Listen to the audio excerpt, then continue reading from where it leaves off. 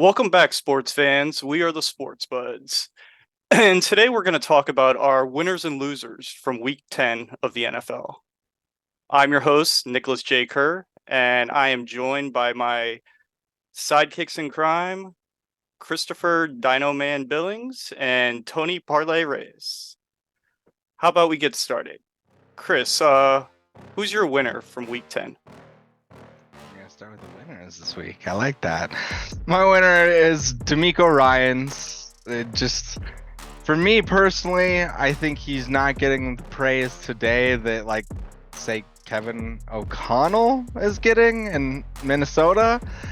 And right now, like on MGM, he's right behind Dan Campbell in terms of odds to win Coach of the Year. I think we have to give that guy a lot of credit. He interviewed with 4 different teams in the offseason. It was the Colts, Broncos, Cardinals, and Texans. Ended up going with the Texans. And yeah, you got to give praise to CJ Stroud. Like, he is definitely what's helped build this team. But like, also, like we were talking about before this show began, of coaches bring in the culture, and I think D'Amico Ryans has brought in a winning culture. Along with that, you also have to say that, like, you now have 2 coaches in the AFC, in Mike McDaniel and D'Amico Ryans, that came from that Kyle Shanahan tree, that are surprising the league in a lot of different ways. And so, yeah, I think D'Amico Ryan deserves his flowers today. Doesn't seem like he's getting it. It seems like it's all going to KOC in Minnesota, but no. D'Amico Ryan, you're a winner. Definitely makes us Broncos fans wince a little bit to see the success that you're getting. So, but yeah, D'Amico Ryan's like, there was a reason why he was a sought after candidate, and it's showing through this season. All right. Can't argue with that. Tony, what about you? Who was your winner from week 10? Well, Nick, my winner was going to be sticking with that same theme with the Texans. The Texans fans, that's going to be the winner because, I mean, everything that they've gone through, they had a legitimate quarterback in Deshaun Watson. Then they lost him through that whole nonsense. Then they had some weird, like, team chaplain running things. They hired Lovie Smith, and then they lost that game last year with the Colts for the number 1 pick. And so everyone thought they blew it by not being able to get the number 1 pick in Bryce Young, and they ended up getting CJ Stroud by default, and it ends up he's the better quarterback and the better prospect. Like, they actually have something to root for again. And God, they just were like, the last 10 years they've been through the ringer with that whole situation. So I got to give it to Texans fans. Like, they actually have like a quarterback coach combination that they can root for and feel confident about. And like, we know CJ Stroud is a good person, and we know that obviously D'Amico Ryans is a solid coach building a good culture there. So Texans fans, man, good for you guys. You guys actually going to be able to root for something, come back from it. Kind of like Lions fans. It's been pretty dark for a little while for you guys. Yeah. Speaking of, Tony, of those coaching trees, that guy, that insane pastor guy, Jack Easterby, that was like their executive vice president, came from the Patriots, by the way. So another Patriots weirdo that just nobody responded to. Yeah. Yep, that was his name. I remember that was weird. That was a whole weird thing they had going on there. They wanted to hire Luke McCown, I believe, and he had never coached even like a high school team. It's like, I don't know what was going on there for a while. All right. Yeah, so with my winner from week 10, I'm going to go with Josh Dobbs because he played well earlier in the year with the Cardinals, and with Kyler Murray coming back to them, he got traded over to the Vikings. And it was actually at a perfect time because Kirk Cousins went down, and they haven't seemed to miss a beat. This past week, he had 312 total yards and 2 touchdowns, and that included a pretty nifty run there for a touchdown. Very Kyler Murray-like.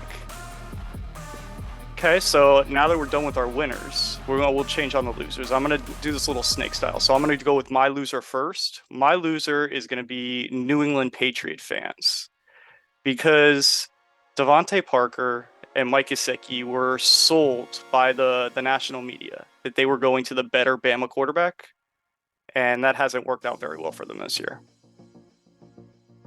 Tony, how about you? Who's your loser from week 10? Sticking with that AFC East, Nick, this Jets team, man.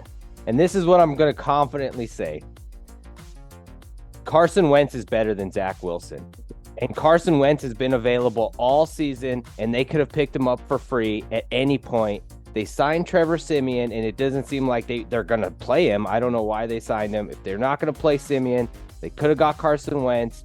Josh Dobbs was available. Like you're saying, he's the winner. That's his second team that he's been on this season, or third team, actually. The Browns had him first. So Josh Dobbs was available. Like, the Jets organization for like not being able to adequately address that quarterback position when Aaron Rodgers went down.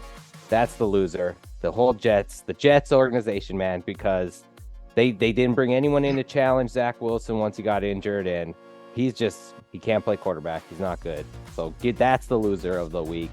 Can't believe they lost that game to the Raiders. I mean, I will never argue with any hate on the AFC East, so I'm right there with you, Tony. Now for Chris. Chris's loser of the week sparked a little bit of debate before we got on here. So let's go with Chris. Chris, who do you have as your loser of the week for week 10? Apparently, like, I've struck a vein with this topic that we touched on in the post game, and everybody was just pissed off about it. But my loser's Justin Herbert. Like, again, like I'm looking at athletic headline of Chargers defense fails Justin Herbert yet again, and people shouting out at me in the comments of how like Justin Herbert like never had a good defense, and these are lies. These are just abject lies. All right, like you have a defense with Derwin James, Joey Bosa, like.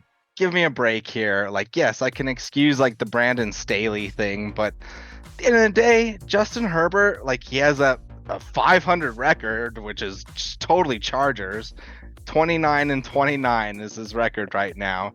He's 7-15 against teams with a winning record, so he just can't perform against winning teams. Also shows against the spread, like underdogs. I think it was like 6-16 was his record as an underdog. So like that just shows me he can't win against like good teams. Like they just beat up on bad teams when they do win.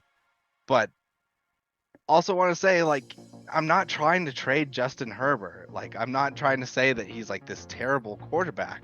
What I'm trying to say is that he escapes a lot of criticism that so many other QBs get. Like, hell, look at Russell Wilson in Denver, of just like the defense can give up 70 points and you'll still hear people be like, that's what they get for having Russell Wilson on their team. Like, Russell Wilson was going to go score like 70 points as well in a shootout. But no, like it does take a team, it takes a collective effort. But for me, like, Herbert has had some good pieces surrounding him. Like, yes, you can have a question mark with that coaching area, but in a day, like, this guy being free of criticism is bonkers to me. And I think we need to start putting the magnifying glass on the Chargers a little bit, of just like, hey, like, this guy, there were so many expectations around him. And remember when we used to have that Tua and Herbert debate, and suddenly that's faded away because it's not even close to a debate anymore in my eyes. So yeah, Justin Herbert's my loser. All right, so that was our winners and losers from week 10 of the NFL. We are the Sports Buds. Make sure you like, follow, subscribe, share, get it out there. Let us know who your winners and losers from week 10 would be. Shout out to Antonio Pierce. Thanks for watching the Sports Buds. Be sure to like, follow, and subscribe.